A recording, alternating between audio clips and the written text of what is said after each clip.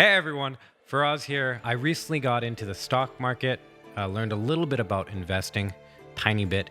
The person who actually got me into the stock market was none other than my good friend Squillakilla. You might know either of us from the many challenge runs we've done, the many no-hit runs we've done, the Dark Souls, Bloodborne, Sekiro, God of War, Breath of the Wild, Hollow Knight, who knows. But today we wanted to talk a bit about the stock AMC, why we got into it, our experience with it, our story with it over the last month or so, why we believe it's a once-in-a-lifetime occurrence, and potentially the biggest opportunity from a lucrative financial standpoint that most people will experience in their entire lives. That being said, it is a bit of a longer video, so if you like this type of content, long-form content, and you like me and Squilla talking back and forth, you make it to the end of the video, great. Wonderful. We're happy with that. If you just want a quick TLDR, then I will just say AMC is a stock, but it's not only just a stock, it's a movement. And this movement is very unique. They're calling it a black swan event in which the retail investor, as in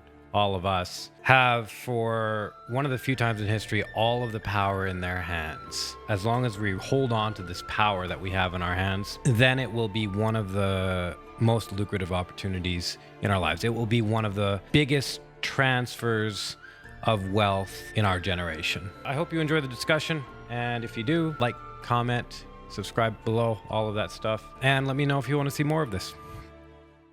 So basically, somebody came into my stream and they were saying I just sold AMC for $600 or I got a $600 profit or something like that. And at the time I had no idea what that was, but I asked them, I'm like, what is AMC? And they're like, oh, it's like a stock that's similar to GME. And that didn't really give me a bunch of information, so I looked into it. And I already knew what GME was, and I missed out on it because I know people that made money off of it, and I wanted to be a part of that. So looked into AMC, and I was like, oh, this seems like it could be like a legitimate situation, not just somebody that you know, is hyping up a stock that's going to have like a 48-hour, you know, like explosion and then just be done or whatever. The date of when they came in my stream to tell me about it was in May, I believe. I think it was like the end of May. I don't think it was even June yet. And it's July, mid to end May. July now. And so, okay, so in May they told you about it, and then what, a week later you started looking into it, so still May.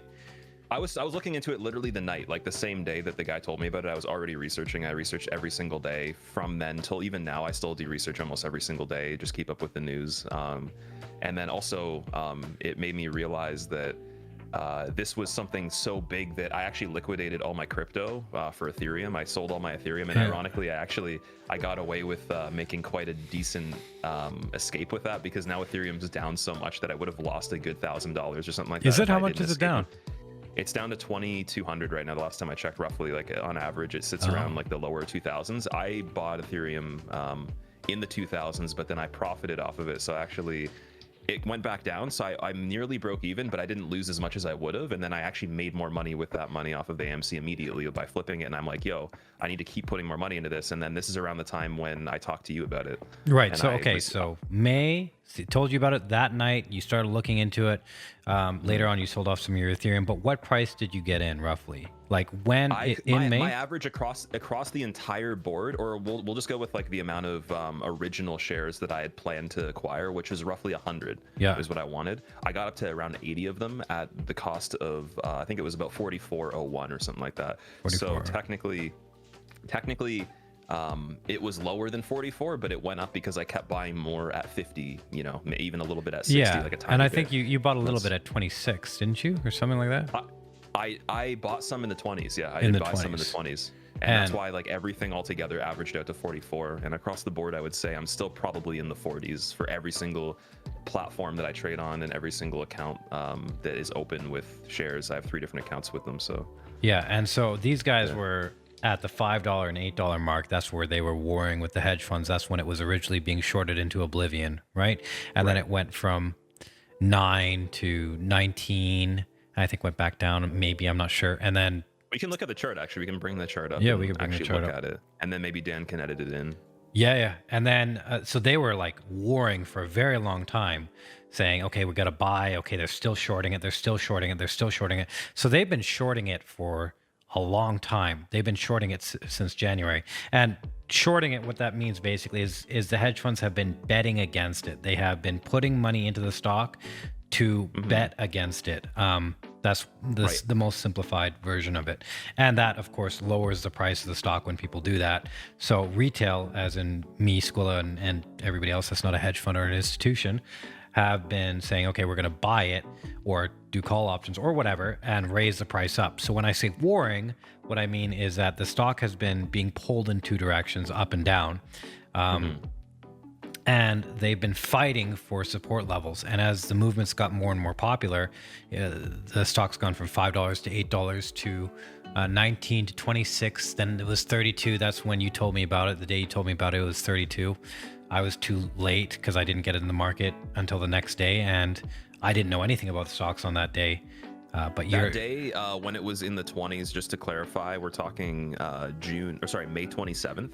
May 27th. 26 to 27th range is when I bought my first bit of AMC, and that was around $26. $26. Or roughly in the 20 range. This is USD by the way, so we're not talking about Canadian. For anyone that's out there that is in different currency, where this is about $26 USD is when my first round was put in, and that was on the uptrend to the highest price point we've ever seen for it in general at this point. And then we've had consolidation since then, breaking above the all-time lows since that first uptick, which is really good news. And that's why we're still talking about this subject right now, because we believe we're basically in the same position we always have been in, where there's just a lot of stalling and delays from the corporate side of this, the hedge fund side, because that's all they can really do at this point. They don't have many other tools. In fact, actually, I think it's crazy, because if you were someone that wasn't being protected by as big of organizations as they have behind them that are supposed to be imposing these legalities against them to protect us, they'd be in jail, in my opinion, or like there would be people facing jail time. So that's the most interesting part of the whole thing for me, is that this is more of like at this point a movement for people's rights in the market, for a free market, for everybody. Right, because even there have been some punishments put into place here and there, just a few, but like I think Robinhood, which was one of the brokers that interfered with the GME squeeze back in January by taking away the buy button from retail investors, they were fined $70 million, I think. I don't know if it was for GME, but it was somewhere around that. But when you compare the $70 million to what they make in a quarter or a year, it doesn't even come close to their profits. So it's less of a fine and more of a cost for business, which is it changes the entire way hedge funds would incorporate or perceive consequences or legal problems from their end. Because if they're making more and they can justify the cost of a fine or whatever, they're going to keep doing bad stuff, which is what we see. And we see a lot of rule changes and stuff like that. Anyway, so back when you got me in, it was about $32. I went on my phone. I downloaded Wealthsimple. I opened an account with you on the phone. And then I paid I think $5 or something, $2.50, something like that, to get the gold membership. Well, the premium account was $3. The premium account, $3, yeah, just so I could put in $1,000 on that day. And I got in at about $40, right? And then over time, I opened up 2 more brokerage accounts because I was trying to get more money in. And I wanted the instant deposit, so I got more money in. My average is about 50-ish right now, I think. 50-ish, somewhere around there. But from there, we've seen the price go from 40 to 68, 72, something like that. And then back down to 50, up to 59, up to 64, down, up, and down. It yesterday hit 39, and then it went back up to 49, and it's down to, I think, 46 right now at the time of this recording. 46.11. Right. And so it's interesting because to the outside person, they'll look at AMC and they'll look at a couple things. One will be fundamentals. It's always they'll be looking at fundamentals. They're like, it's way overpriced. And it's like, yes, that's correct. The next thing. Okay, but before you actually go into that, why is that a problem, looking at the fundamentals for this stock? The fundamentals basically is you look at the value of the company, you look at what they're doing, you look at their debt, you look at their business practices, you look at how reliable they are, and I think if it's for example, with NIO or Tesla, it's how many cars did they deliver and how many cars did they say they were going to deliver, and things like that. And then you assess their value based on that. So I think if you had to look at the fundamentals for AMC, I think now the stock would probably be valued around 25. This is something I've heard. I'm no expert on these things, but and it's increasing. If the stock's fundamentals are, let's say AMC's fundamentals show it should be at a price of 25, then eventually it's going to drop down to that price. So if you're going to get in on the stock at a price above fundamentals, and there's no other forces other than the fundamentals at play, then people would say like, yeah, it's going to drop. You're going to lose some money there. So in my opinion, just to like interject really quickly, the problem with that is because you can't use technicals in a situation like this because of how just volatile the playing field is overall. It's not operating based on the technicals that a regular market would be running on, just because it's a unique situation. So we can only really base it on similar types of events in history, which GME, it gives a lot of indication to what we can expect with trends in this. We've already even pinpointed some similarities across, like day to day, even in some cases. Yeah, they operate side by side together, and yeah, that's. So I feel like it's hard to use the technicals in a lot of cases, you know. Yeah, the fundamental, and so that's what they will look at initially. Like you take someone brand new, and they'll come and look at AMC, and they'll look at the fundamentals if they're financially savvy, and they'll be like, okay, fundamentals say it's overpriced, fair enough. And so what, like Squilla said, this isn't a stock that the price isn't dictated by the fundamentals. This stock could go way up, and it wouldn't be because fundamentals, it would be because of the movement, the people behind it, and also the increasing short interest, as well as the presence of naked shorts, which we can go into later. Also, one thing to add is gamma squeezing as well, and gamma squeezing is exactly the period of which I bought into on the uptrend, about halfway up the first gamma squeeze that was pretty significant since earlier in the year. So because of all the call options. And the gamma squeeze, just to like clarify really quickly, it's when there's a huge uptick in pricing based on demand from like retail buying, and then a lot of calls in the money as well that drive more price action.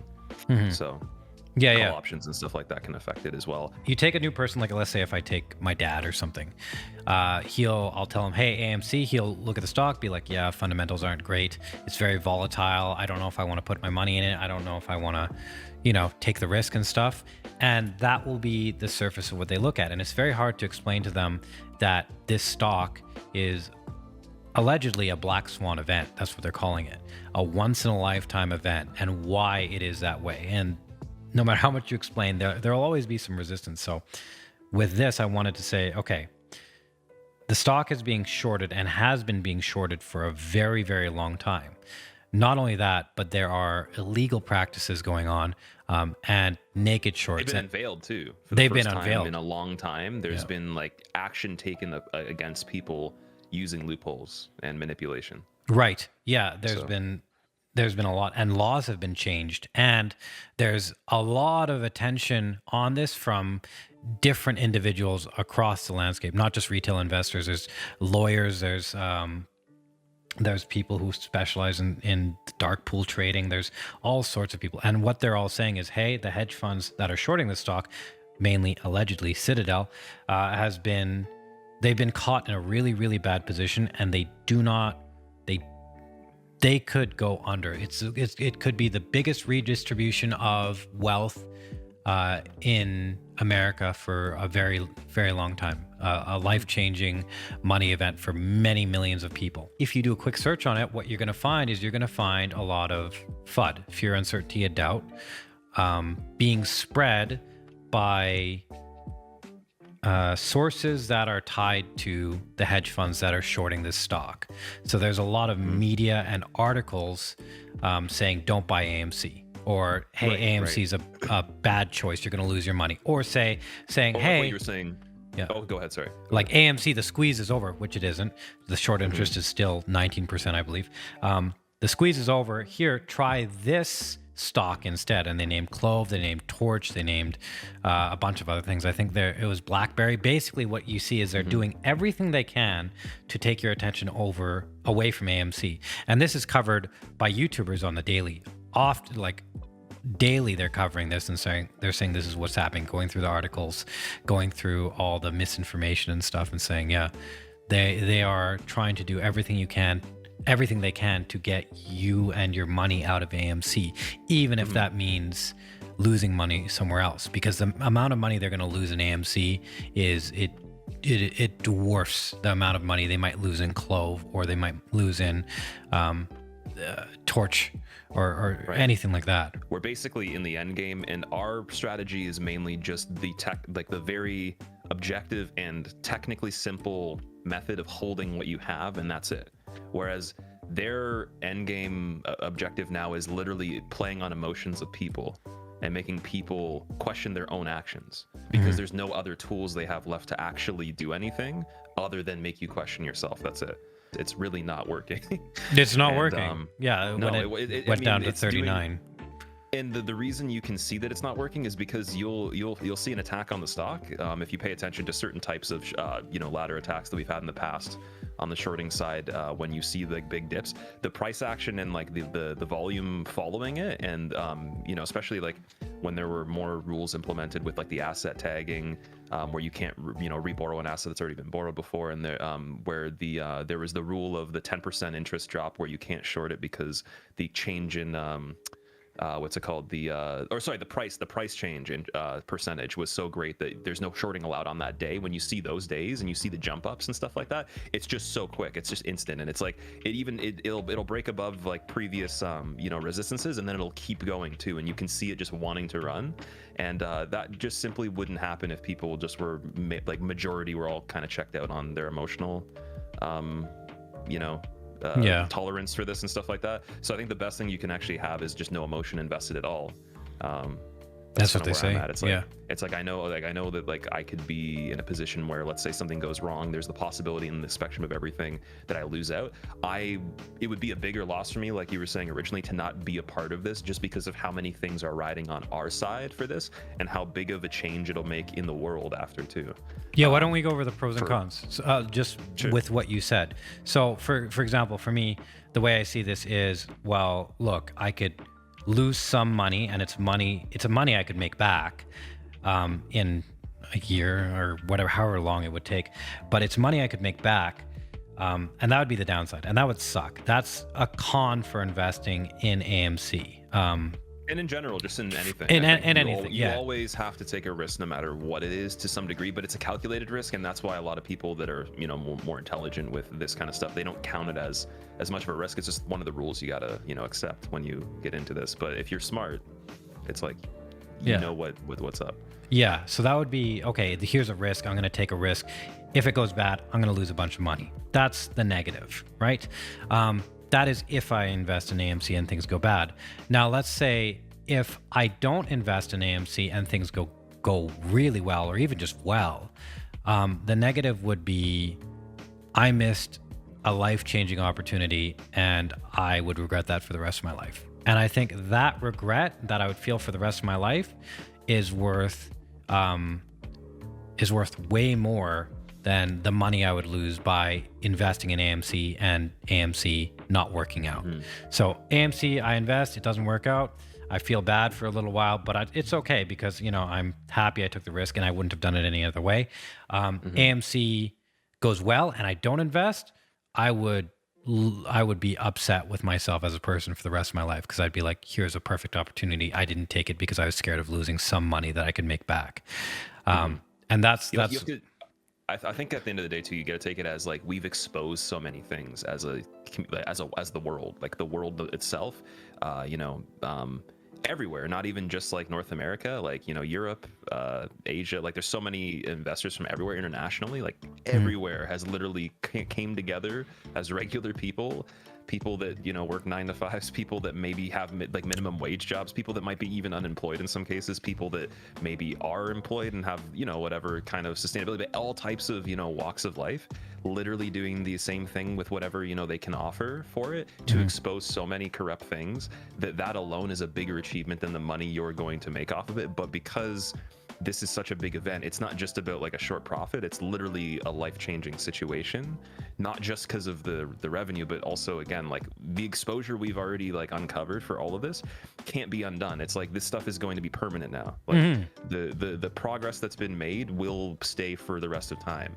We are in a position, you could think of it as David versus Goliath, a position where we have the opportunity and like one of the very few opportunities we'll ever get, because everybody always says the hedge funds always win, the money always wins. You just talk to anybody and it's like, yeah, don't even try and fight them, just trade with them. That's how you'll get your most benefit. But here's a situation where retail actually has an opportunity to deal a major blow to hedge funds, a major blow. We're talking, what was it? I think in June they already lost $2.5 billion just on AMC stock. And it's like, that's the cost they're willing to take in order not to prevent the massive loss that is coming almost regardless.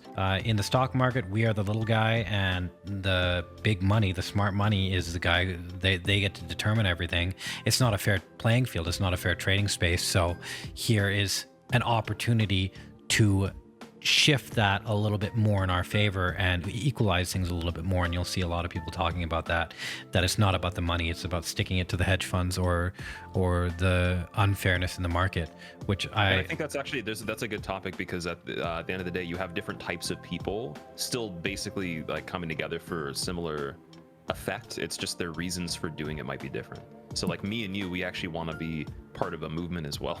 Yeah. And obviously we want to make a good decision financially, but there are people that are purely just in this for financials. And I can tell you from personal experience in my personal life, there's people that have heard about this, or maybe I've just talked about it randomly. They're like, I'm interested, I want to be in it, but they won't for the life of them do 1 second of research. So every time I ask them questions about the most basic things to do with this, they have no idea what's going on. And the only problem with that is that you're letting someone else and their conviction lead your decision. And when you can kind of escape that and basically take all the information, everything all together, and formulate your own plan, that makes all the difference. Because then no matter what happens, like, you just know why you're there, and you almost kind of can change your strategy according to how information comes in too, because you're always paying attention to it. So maybe the original plan was you had a price target of some sort. Maybe you change that because, again, the news supports a better outcome or a worse outcome, or whatever whatever in the context of what you're trying to talk about. So I think staying on top of information is huge. Obviously, don't go to the end of the crazy extents where you have to be researching every second of the day, but pay attention to the new pieces of information that come up. You can have, let's say, a cliff and a rope hanging from that cliff, and then hanging from that rope with both arms are the hedge funds that are shorting the stock, aka one of them is Citadel. Underneath that rope is a pool of water that's shark infested water. Okay. And then on the other side of that water is a button. And on that button is retail and retail's money right now. So we are standing on that button, and and the money we put into the stock is also weighing down that button. And as we weigh down that button, the pool of water, the shark-infested pool of water increases and increases as it gets closer to the hedge funds that are dangling from the rope. And what the hedge funds do in order to deal with this is they might throw their money into the pool of water so they can climb up the rope a little bit higher. And there's other tactics, and we'll go into that. But what I want to make clear is that the hedge funds don't decide if we win or lose this game. They are in a position where they cannot decide if we win or lose this game. The retail traders, they just want to make it. They want to make it seem like that's the case, but it's not. It's not. Yeah, the retail traders. That rope just leads back to us. That's it. There's nothing they can't. Yeah. Like there's someone standing on that cliffside keeping them from going back up. So no matter what, they've already lost. No matter what now, as long as we don't completely cave, it's just a matter of how much did they lose by. Right. Yeah. So the retail investor standing on the button, as long as we stay on the button, we win. That's it. We win. They have to cover eventually. They're losing so much money. We will win. So the retail trader in this case, we decide if we win or lose the game. So we can say, hey, we don't want to win this game. We don't want the money. We don't want the movement to succeed, and we can get off the button. Or we can say, hey, that over there looks better, and it probably doesn't, but we can say that and go over there and leave the button, allowing the hedge funds the water will go down, and then they can cover for whatever they need to cover for, and then leave.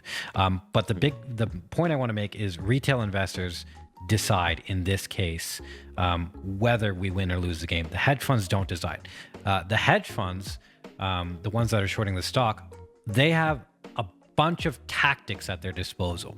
So one is media manipulation. Another one is infiltration of the community. You'll see a lot of bots and YouTube channels, a lot of people spreading misinformation about AMC, or just fear, uncertainty, and doubt. Or another tactic is pumping up other stocks, so you'll get out of AMC and go into those stocks. Like Clove was one, Torch was one. I think there's been a few others. Distractions, tons and tons of distractions over and over and over again. They are doing everything they can to basically say to the retail trader on the button, hey, that looks good over there. Or aren't you hungry? Why don't you go have some of that? Or hey, aren't you getting tired? Why don't you take a little rest? It's okay. Everything will be here in the end. Right. Or hey, you can't even win. You should just give up anyway. You can't win. Like, you don't understand. We always win. You can't win. And that's some of their I think the sentiment of that is similar to the kid that's like, or the guy, it's like the I'm trying to think of like the right analogy for this, but it's almost like the holdback guy or whatever. It's like you're not actually capable of hurting anybody, nor do you really like fight anybody, but you act like you're about to kick somebody's ass and you get somebody to hold you back to scare them. But you're never actually going to land the punch, or you're never really going to win the fight. It's just you make it look like it is, so someone else before it even happens just bails out. Now even the media has taken more of a positive approach at looking at this too, so that's interesting. There have been good people in the media too, like Melissa Lee was the Naked Shorts girl, and then Charles Payne called some guy a bitch. And try to help them you're now making get no these. sense. You're being I'm trying to. No, I'm not being. You're being a little bitch. That was good. That was pretty funny. That needed to happen, man. That needed to happen. That guy was salty, and he just he had lost his position, and unfortunately was acting a little bit out of control. So he was really pissed off. Not financial advice. I don't want to get in trouble, but if you buy and hold, that's what they're trying to get you not to do. And what does that mean? That means they do not want that to happen, right? It's not about you. It's about they don't want that to happen. If they don't want that to happen, and you'll see a lot of desperation moves if you look back across the months and weeks, it signifies that they're in a really, really bad position. And when someone is in a really bad position, they're in a weak position, and you're in a strong position, it is the stupidest thing you can do to give up your strong position. So if you're into AMC or you aren't into AMC, make sure you look into it. It seems from everything we can see and a bunch of other people can see, it is a very, very good play, and it has the capacity to change the market as we know it, as well as make life-changing money. And there's the YouTubers that are really, really good at this. Like there's Zip Trader was one, Matt Kors, Trey Trades. I always forget his name. Mafia, Corey in the House. What is? We'll plug all the people. Keenan Grace, Simulate and Trade. Keenan Grace. Andrew More Money. More Money. Jackson Hunter, the two Scottish guys that Jackson Hunter interviewed. Did you see those videos? Those are really good. The interviews with those guys. I haven't seen all the interviews that he's done, but I've watched a couple of them. Those interviews were really good. Uncle Larry is good. Wrench Capital. I think you say Wrench Capital. I think that's how it's pronounced. It's good. Charlie's vids. Charlie's vids does like all the technical stuff. Short the VIX is good as well. The Mask Investor. Like there are YouTubers that are actively day by day covering the stock. And one thing I think is important is like there should be a lot of gratitude towards them, because they are in large part, I believe, keeping the community together and protecting the community from outside forces of fear, uncertainty, and doubt. They are sustaining the morale and mental well-being of the community by covering it and explaining what's going on day in and day out, live streams, videos, everything, Twitter. It's actually, I think it's underappreciated how much they're doing for this stock and where this stock, and they've been on news interviews and stuff like that as well. Is there anything else we want to cover, or anything about AMC? Or at the end of the day, we're not financial advisors, so don't take this as like we're telling you to do exactly what we're doing, obviously with the plans we have and everything like that.